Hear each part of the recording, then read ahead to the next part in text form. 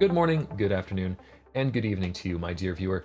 My name is Julian Kreusser, here today with Foundry, bringing you a very exciting tutorial on how to make fire inside of Nuke. We're going to be using Nuke's particle system and a bunch of other really cool tools inside the software to make it.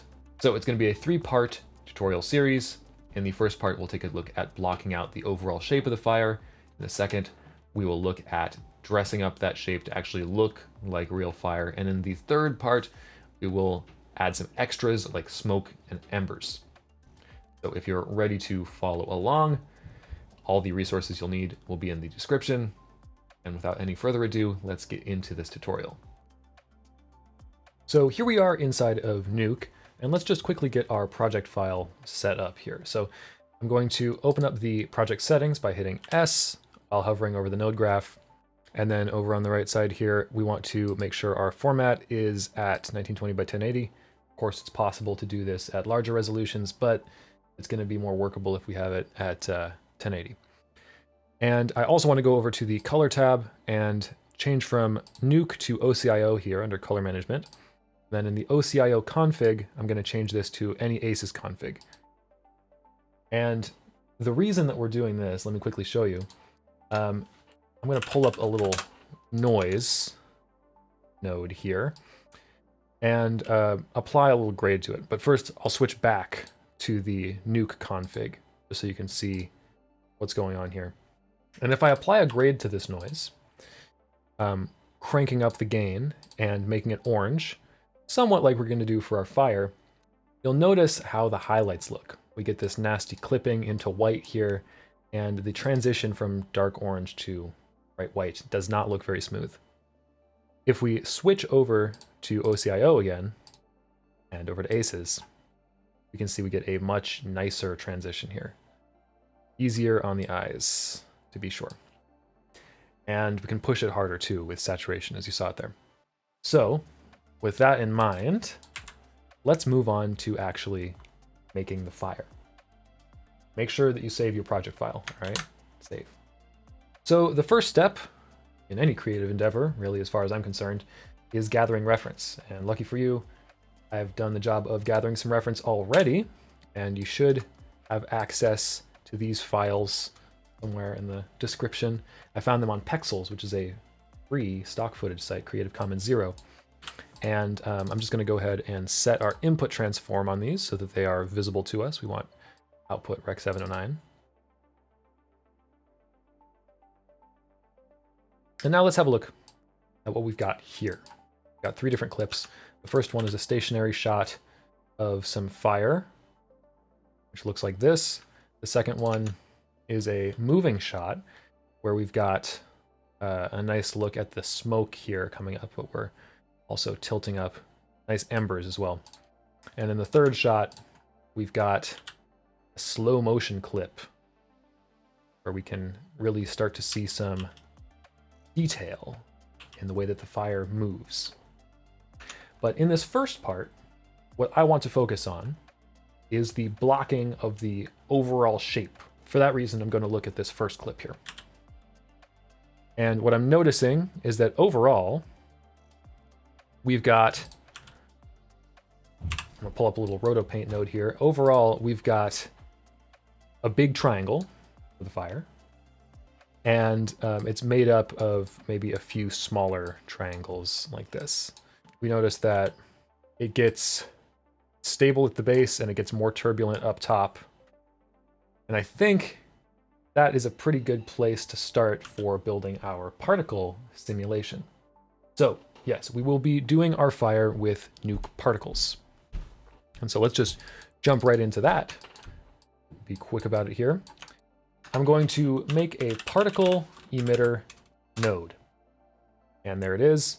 And in order to get any idea of what it's doing, we can put our viewer on it and it'll switch us into the 3D viewport. And as you can see here, what it's given us is this nice big line ascending up into space.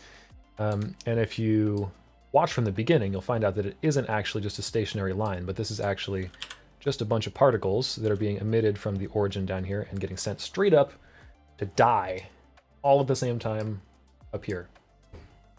So You know, we've got a ways to go. These don't exactly look similar yet. I guess the particles are going in the correct direction to begin with, but that's about it.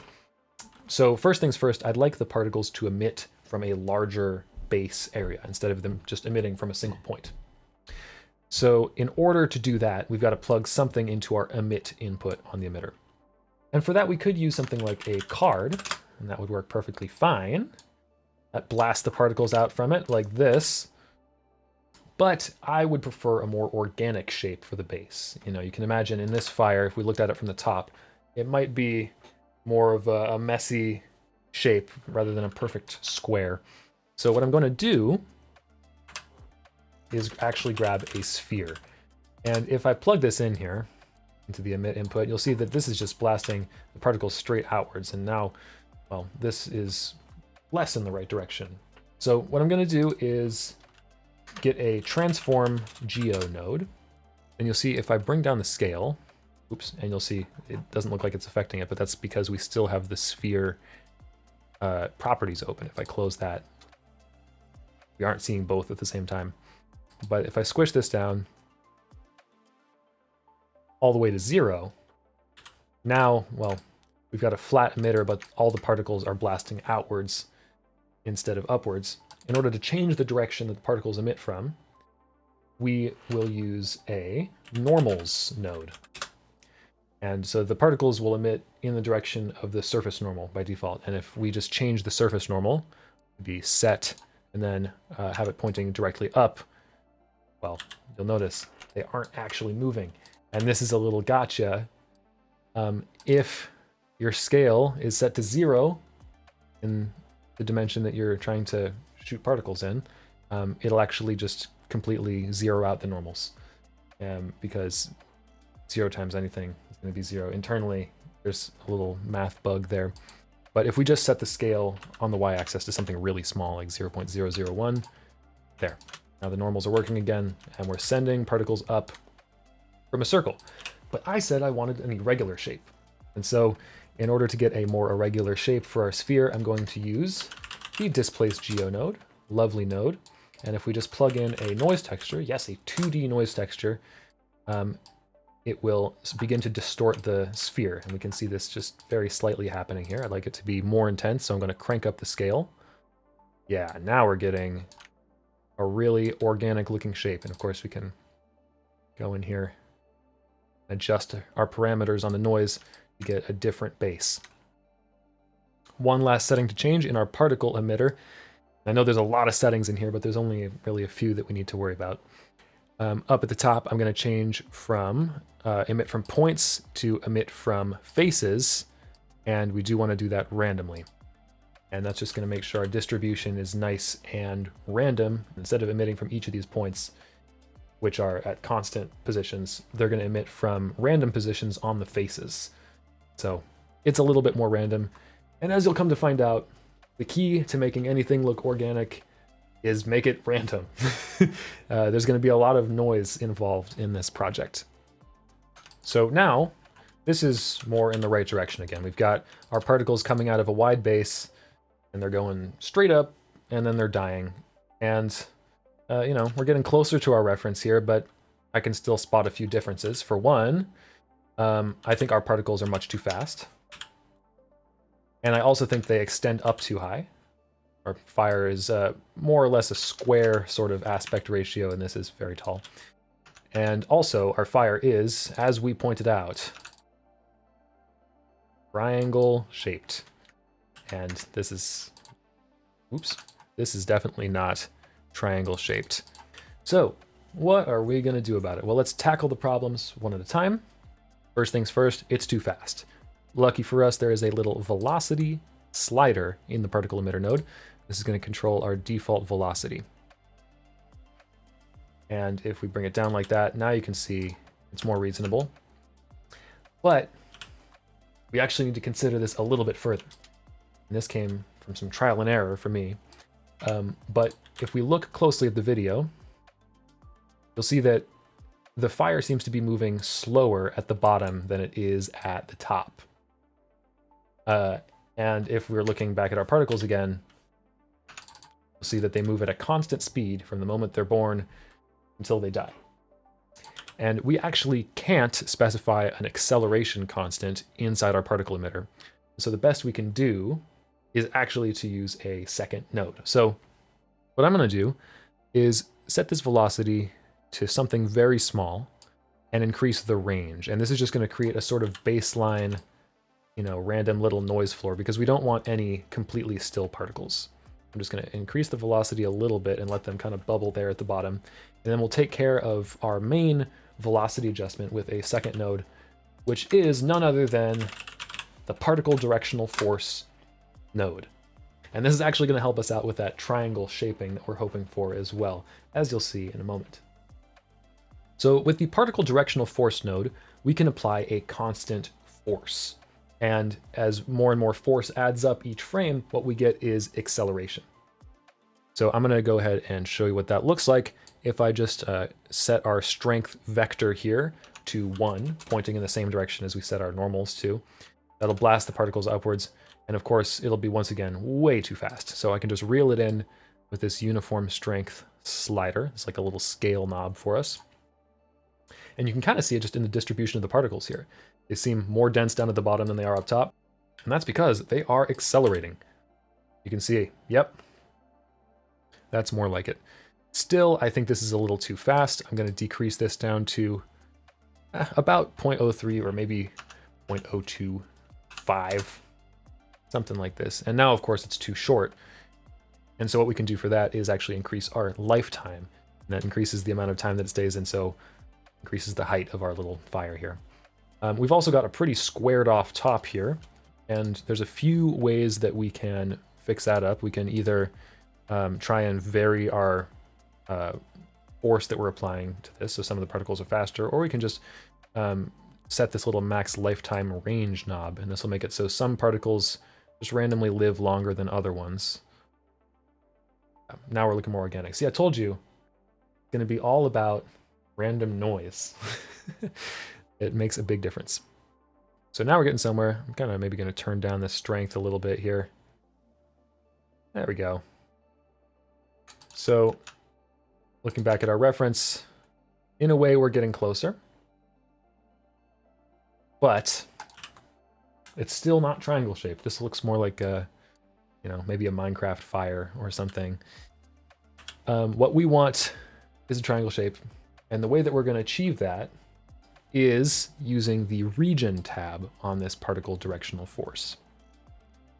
So ideally what we would want in order to create a cone shape or triangle shape is that particles that are more towards the center of the world get affected more than particles that are further out. So we want like a fall off, sort of radial fall off from the center. You can imagine all the particles around the edge move slower than the ones in the middle, and that way it would make a cone shape.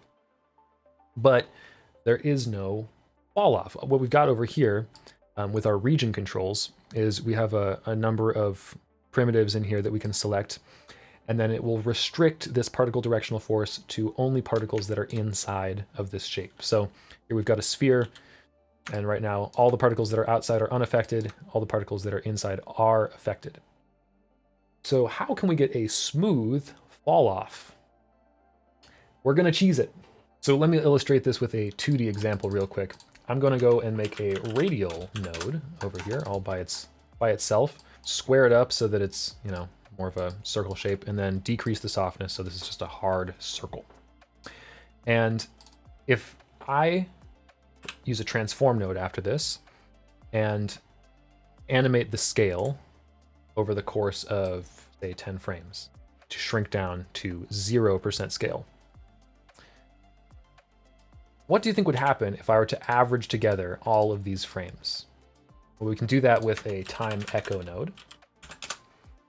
And if we set this to average and set frames to look at to 10, what we get is more or less a radial fall off like this. So just by averaging together different radii, we get kind of a fall off effect. But how can we do that with this, our region control? Well, we're going to do the same thing to start off with. We want to animate the scale right here but over the course of one single frame. We want to go from scale of 1 to scale of 0. And in order to do that, I'm going to use an expression. So if I hit the equals key on the keyboard while I have this little control highlighted, it'll bring up our expression dialog. And then in here, I'm going to type frame %1. And this little %1 here is saying discard the integer part of the number and just keep the fractional part. So we're not on frame 10 right now. We're on frame 0.0. And we can actually, Nuke will process the subframe as we move through it and sort of scale it down over the course of one frame. So this is a number that goes from 0 to 1 every frame. But if we look at the result, it's not the result that we expected. And this is because we actually have to tell the particle system to do processing on the subframes. Because by default, it only does these operations once per frame. And the way that we can do that is with a very special node called the particle settings node. And I think this should be called particle setting because there's really only one setting in here, and it is steps per frame.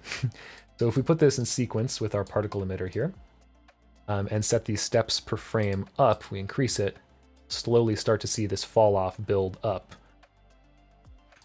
And I suppose the actual size of our region was a little bit small to begin with. It'll be easier to see if we actually invert this number, do a 1 minus frame %1. It's called a modulo, by the way. Because then we will land on a value of 1. We should be able to see our control there. Okay, so now we've got a radial fall off within this area, but it's a little bit too small to actually achieve the result we want. So I'm just going to make a sort of second scale control for this by just holding down control and dragging this number from the X to the Y and the Z. And this just copies the value here, links the values. So now when we increase the X, these other two controls increment as well. We've got a second uniform scale control, basically. And as I increase this, you'll see the cone shape starting to form. And it'll be much easier to actually visualize that this is working properly if I go back into the particle emitter and take off the max lifetime range and increase the emission rate so it's much more dense.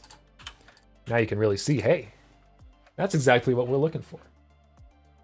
All right, so now that we can really easily visualize this, let's just quickly make sure that our settings match well with our reference. I think our fire over here is a little bit taller. We could either make our fire taller by increasing the lifetime or increasing the strength of our motion, our particle directional force. So,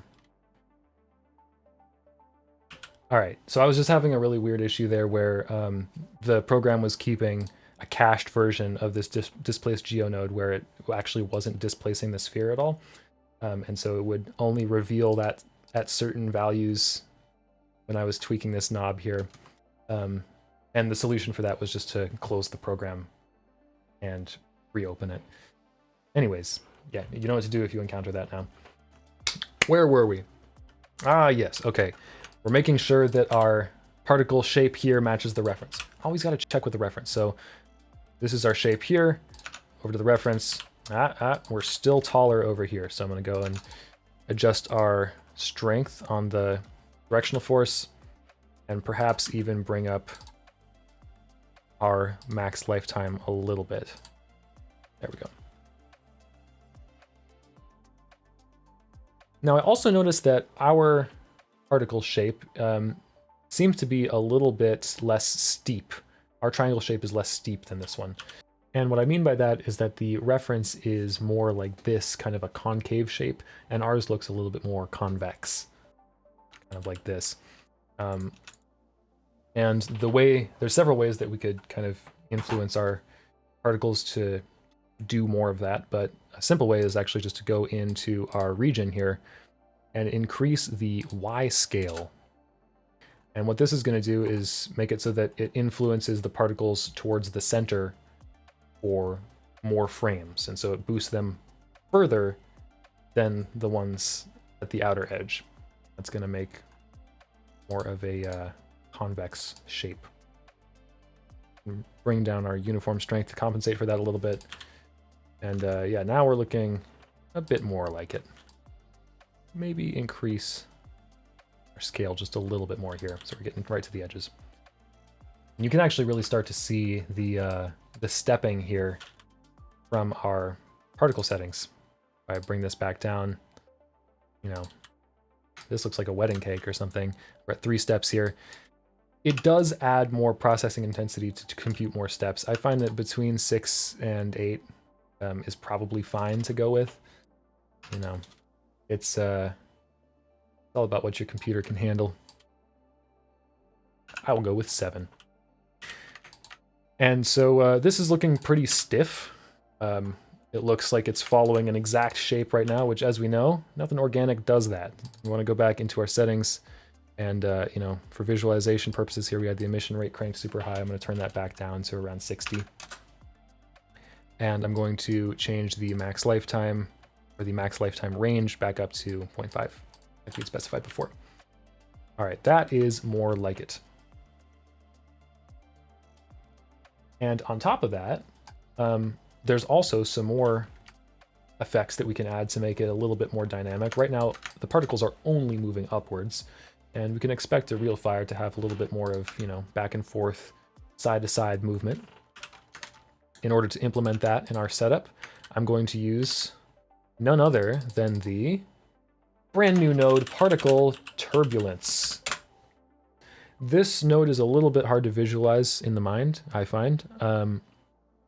But what we're looking at, if I crank up the strength here, I do that same trick, holding down Control to copy the value to link them together. It applies a random force that's based on a sort of 3D noise field. So you can imagine over in this sort of area, the noise direction is pointing down and to the left. Up here, it's pointing up and slightly to the left, and over here, it's pointing down and to the right. Or really more often this direction. And so this is kind of what we're looking for. If we adjust the scale, you can see as we increase the scale, the actual size of the noise gets smaller. It's a little bit of an inverse relationship, but now it seems a little bit more random because we're not able to see the larger scale noise pattern as well at higher scales. But what I would like to do is make this not a constant noise pattern and just have it shift a little bit. And we can do that with this offset here. Ideally, this would have a 4th, you know, W dimension that we could move it in instead of having it actually be a directional 3D movement. But since the fire is moving up, we'll go with the Y direction here. I'll hit equal sign to bring up expression, and we'll do a little frame divided by 3, maybe. And this is just going to move that invisible 3D noise upwards to influence our particles. Yeah, now it's going off in all kinds of random directions. And I think you'll agree that this is a bit too strong of an effect. I'm going to go ahead and dial back our strength down to something even lower than this. 0.02 perhaps. Might even consider decreasing the scale a little bit, make the noise larger. Oh, no, I liked it at 1. Although, what I will do is go into the region tab for this and set this to box. And now I can actually adjust this box with our transform controls over here. I want to bring it up and make it so it's not influencing the base of the particles, because we can assume our base to be stationary and we want the turbulence to apply more as the particles go upwards. Go here, scale it out. And now we're looking at something like this, which has made the turbulence a lot less visible. So I'll crank it back up just a little bit so we can see what we're doing. I think that it's animating too fast now. Maybe I'll bring this to frame divided by 5. That's going to make the animation slower.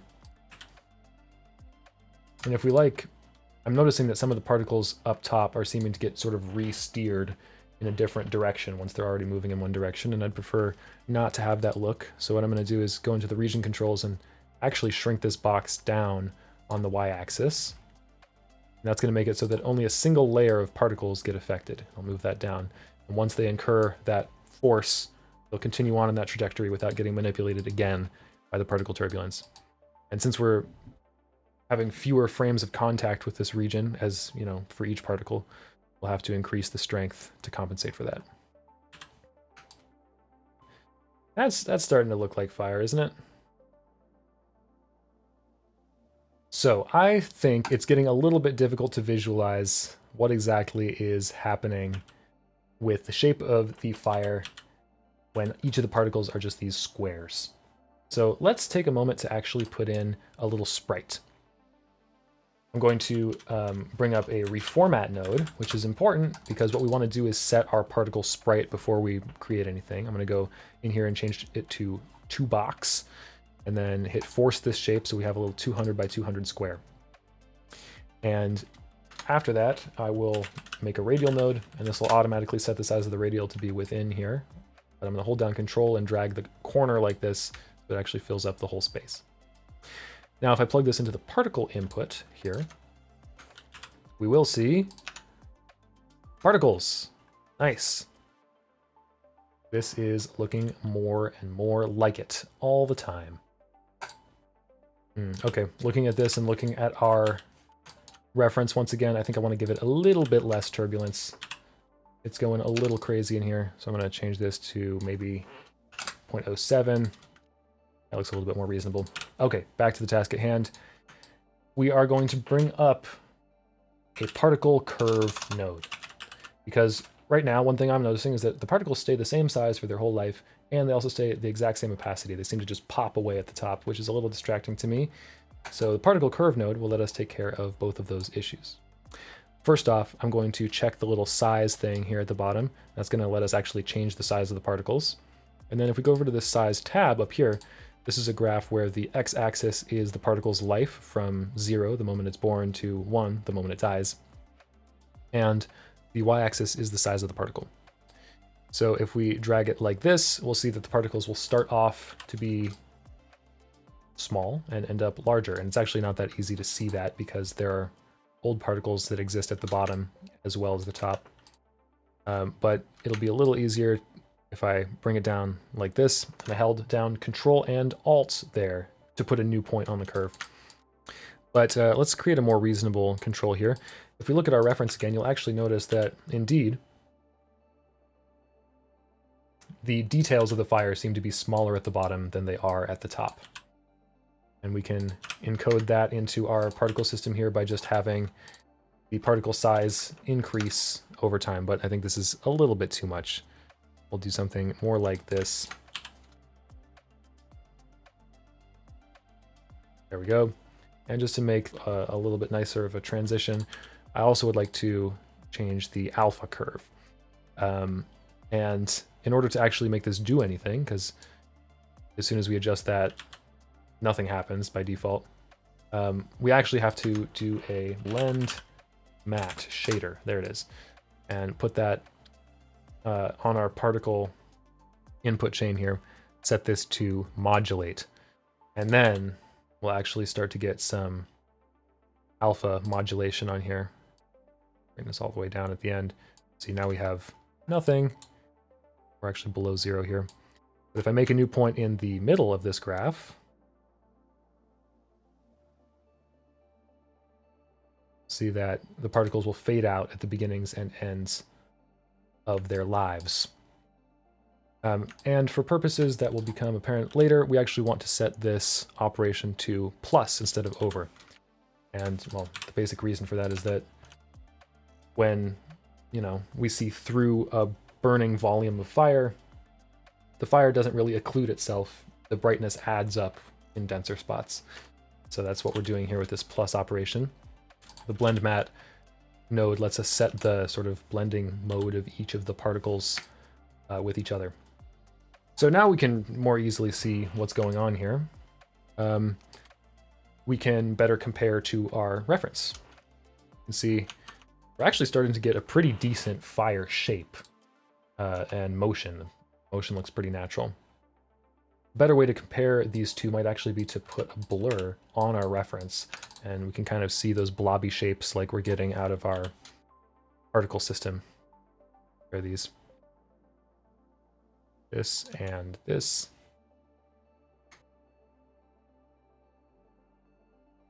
Not bad, not bad. I think I'm going to increase the size of the particles towards the end of their lives. Like this. Yeah, now we're getting a bit denser of a flame. That, looking pretty good.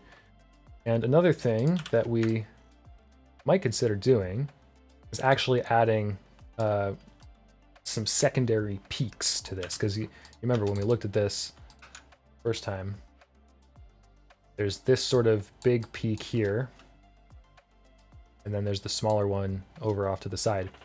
And that should be actually pretty simple for us to do. We can just, we have this first particle directional force that we made to control the fall off. And if I copy and paste it, we should be able to make a second one. Although, you'll notice if we go over to the region tab, this one is all grayed out now, and this is just a little bug. You have to switch it to none and then switch it back to sphere. And then I'm just going to decrease this little other uniform scale knob that we have here. And since I've unlinked the Y value, I also have to change that to be smaller. And then I'm going to sort of move this off to one side like this. And to compensate so that we can individually see both peaks, I'm going to move this original peak over in the opposite direction. And also decrease its scale a little bit, maybe down to just 2.0. I also want to make the second peak shorter than the first one because in our reference it was also shorter. I'll just decrease the uniform strength here to something like 0.18. Let's take a look at how that looks. Yeah, now I've got a second peak. I could probably bring that a little closer to the edge. Yeah, now it looks like we've got two distinctly burning pieces. Increase the strength a little bit. Yes. And maybe just bring it back. You can see how much of this is indeed an iterative process. So I'd say that is a pretty decent spot for our blocking stage. If we look one more time at our fire reference, maybe even through this blur here, versus our particle system that we created ourselves, the shape is similar, the particle speed is similar. We're looking pretty good. So in the next part, we'll take a look at dressing up our beautiful blocked out particle simulation into something that actually looks more like real fire. In the part following that, we'll do some smoke and some embers. I hope you have enjoyed this tutorial. I hope you learned something. I've been Julian Kreusser here with Foundry today, but you can find me over on nodesaren'tscary.com or here on YouTube at Nodes Aren't Scary. I'll see you in the next one.